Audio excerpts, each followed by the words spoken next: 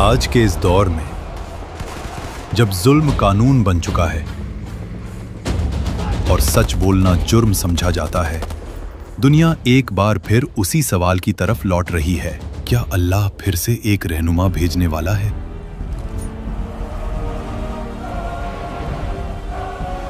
नबी सल्लल्लाहु अलैहि वसल्लम ने फरमाया, मुसलमान बहुत होंगे लेकिन उनका वजन नहीं होगा जैसे पानी पर झाग।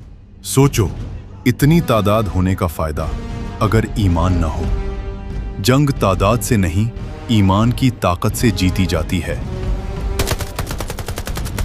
जब आखिरी जमाने का फितना शुरू होता है, लोग काबा के खजाने के लिए लड़ने लगेंगे। हदीस में आया है, 3 भाई या 3 सरदार काबा के खजाने पर लड़ते हैं, तीनों मारे जाते हैं, किसी को हुक्मरानी नहीं मिलती।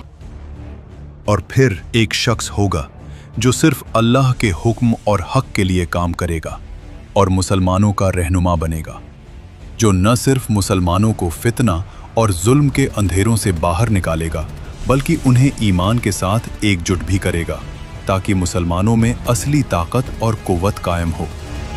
वो है इमाम मेहदी अलैहिस्सलाम। उस वक्त मुसलमान सिर्फ कमजोर नहीं होंगे बल्कि टुकड़ों में बंट चुके होंगे। एक उम्मत मगर एक दिल नहीं। हर फिरका अपनी राय पर जिद करेगा, हर कबीला अपना लीडर चाहेगा और जुल्म इतना आम होगा कि इंसाफ एक ख्वाब बन चुका होगा। फिर इसी अंधेरे में इमाम मेहदी जाहिर होंगे, न ताकत से न तलवार के जोर पर, बल्कि लोग खुद उनके हाथ पर बैत करेंगे। हदीस में आता है, लोग इमाम मेहदी पर रुकन यानी हजरे अस्वद का कोना और मकामे इब्राहीम के दरमियान बैत करेंगे। वो मुसलमानों को नसब, फिरका और जुबान पर नहीं बल्कि कुरान और सुन्नत पर जमा करेंगे। उनका पहला काम जंग नहीं होगा बल्कि इंसाफ का कायम होना होगा। नबी सल्लल्लाहु अलैहि वसल्लम ने फरमाया, वो जमीन को इंसाफ और अदल से भर देंगे। मगर इस इत्तेहाद के बाद एक बहुत बड़ी आजमाइश मुसलमानों का इंतजार कर रही होती है। एक ऐसी जंग जो सिर्फ मुसलमानों की नहीं बल्कि पूरी दुनिया की तकदीर बदलने वाली होती है। इसी मोड़ पर रूम मुसलमानों से राब्ता करता है और कहता है, एक ऐसी कुव्वत उभर चुकी है जो ना सिर्फ मुसलमानों बल्कि रूम के लिए भी खतरा बन चुकी है।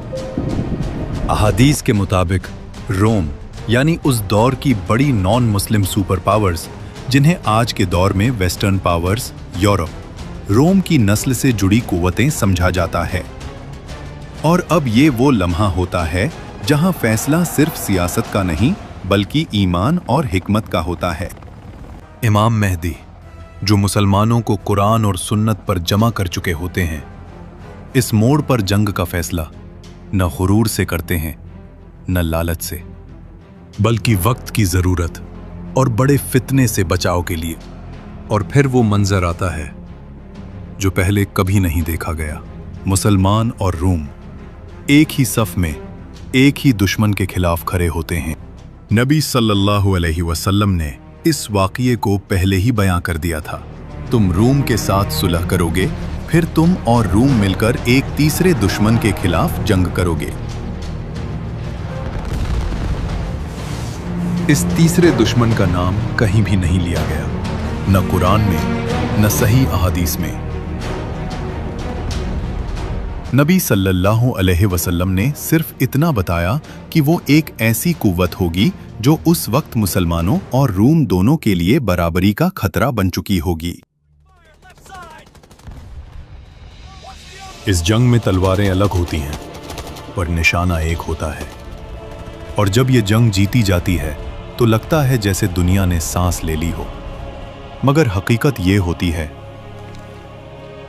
कि ये जीत अमन की खबर नहीं होती, ये सिर्फ असली जंग की इब्तिदा होती है। जब दुश्मन गिर चुका होता है, मैदान खामोश होता है और खून अभी मिट्टी में गीला होता है, उसी लम्हे गुरूर अपना सर उठाता है।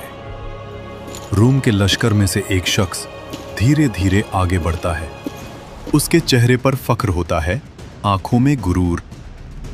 वो अपना सलीब उठाता है मैदान जंग की मिट्टी को चीरकर उसे जमीन में लगा देता है, फिर उसे आसमान की तरफ बुलंद करता है और पूरी कुव्वत से चिल्लाता है, सलीम गालिब आ गया। ये सिर्फ एक जुमला नहीं होता, ये अकीदे पर हमला होता है। मुसलमानों के लिए ये सियासत नहीं होती, ये तौहीद और शिर्क के दरमियान लाइन होती है। एक मुसलमान आगे बढ़ता है, गुस्से, दर्द और ईमान के साथ उसे कत्ल कर देता है, और बस यहीं से वो आग भड़कती है जिसे बुझाना अब किसी के बस में नहीं होता। रूम के लश्कर में हंगामा मच जाता है, इल्जाम लगते हैं, बदले की बातें होती हैं, पॉलिटिक्स अपना खेल खेलती है, और कुछ ही लम्हों में जो कल तक साथी थे आज दुश्मन बन चुके होते हैं।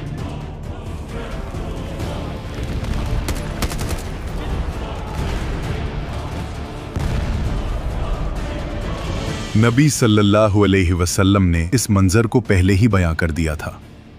तुम लोग रूमियों से अमन वाली सुलह करोगे, फिर वो गद्दारी करेंगे और तुम्हारे मुकाबले में 80 झंडों के साथ आएंगे और हर झंडे के नीचे 12,000 फौजी होंगे। सोचिए, 80 मुख्तलिफ गिरोह, कबाइल या मुल्क इकट्ठे होकर हमला करेंगे। ये सिर्फ बदले की जंग नहीं होती, ये हक और बातिल का फाइनल इम्तिहान होगा। और यहीं से दुनिया उस अजीम तूफान की तरफ बढ़ती है जिसका नाम सुनकर तारीख कांप उठती है, मलहमा अल कुबरा। नबी सल्लल्लाहु अलैहि वसल्लम ने फरमाया, ये जंग इतनी खौफनाक होगी कि अगर एक परिंदा दुश्मन के लश्कर के एक सिरे से उड़ना शुरू करे तो वो दूसरे सिरे तक पहुंचने से पहले ही मुर्दा होकर गिर जाएगा।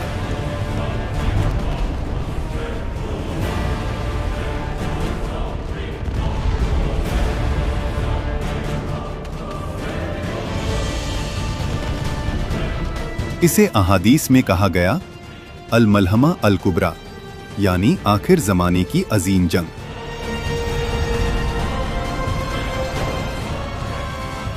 और इस जंग में मुसलमानों के साथ उनका एक अजीम लीडर होगा, इमाम मेहदी।